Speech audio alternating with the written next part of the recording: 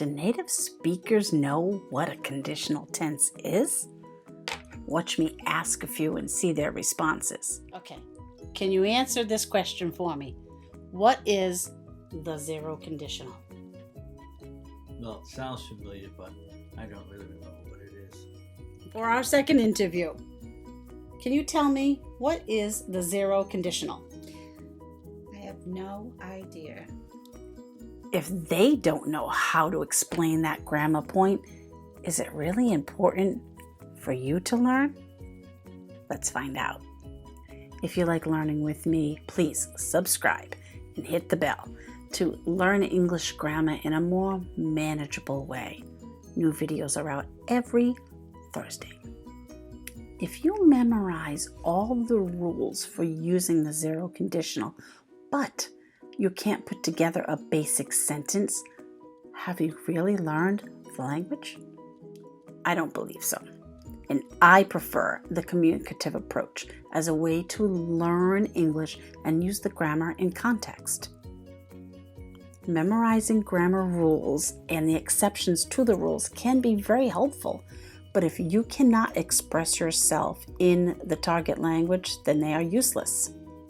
I'll explain the importance of grammar and my opinion on how to learn it at the end of the video. Zero conditional is often called the real conditional because it refers to statements that are always true. It describes the direct result of an action. Zero conditional statements are made up of two parts, two pieces to the puzzle. The two pieces are the action and the result. If you heat ice, it melts. When you heat ice, it melts.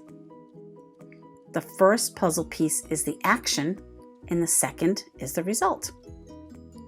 We can also swap the pieces of the puzzle to put the result first, followed by the action. Ice melts when you heat it. Ice melts if you heat it.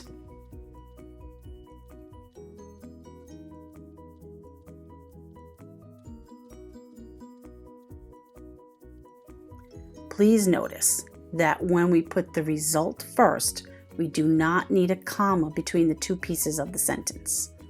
This is only visually noticed when we are writing. But if you listen carefully, you can hear the pause. Listen. If you heat ice, it melts. Ice melts if you heat it. No pause in the second sentence, right? Zero conditional is stating facts. These may be personal to you, but they are things that are always true for you. When I wake up, I make coffee.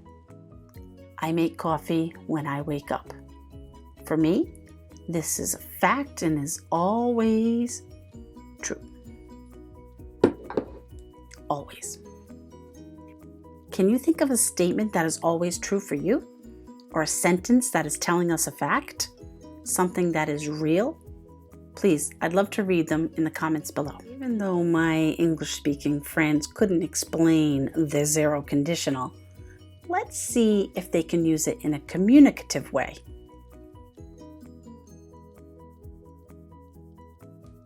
If I say to you, if you heat ice, It melts. there you go. That's the zero conditional. Well done. All right, but when I say to you, if you heat ice, it melts. Perfect. You just used the zero conditional correctly. Oh my God. She learned something new. They are forming the zero conditional tense correctly by using the present simple in both the action and in the result pieces of the sentence. As native speakers, they didn't memorize the grammar rules. They learned the formation of the zero conditional by listening to the people around them. They learned this in context. Listening to native speakers and understanding how they form their sentences is still an excellent way to learn grammar in context. Once you learn how to communicate this kind of thought or statement, then learn the grammar to help understand why we do it this way. Another way we use the zero conditional is with imperative statements. telling somebody what to do. When you feel sick, call the doctor. If you feel cold, put on a sweater. The first puzzle piece is the situation, and the second piece is a suggested action. We can also switch the order to be call the doctor when you feel sick. Put on a sweater if you feel cold. In these imperative statements, we also use the present simple for the situation and the base form of the verb for the suggested action, the imperative part of the statement. Grammar is not the most important feature of the English language. Is it important? Yes. But more importantly, learn how to communicate first.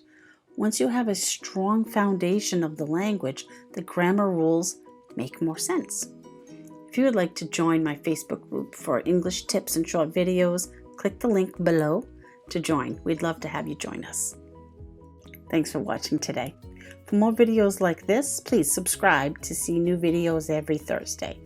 To practice idioms, check out this video. And to feel better when speaking English in public, watch this video for 5 helpful tips. Never stop learning. Thanks.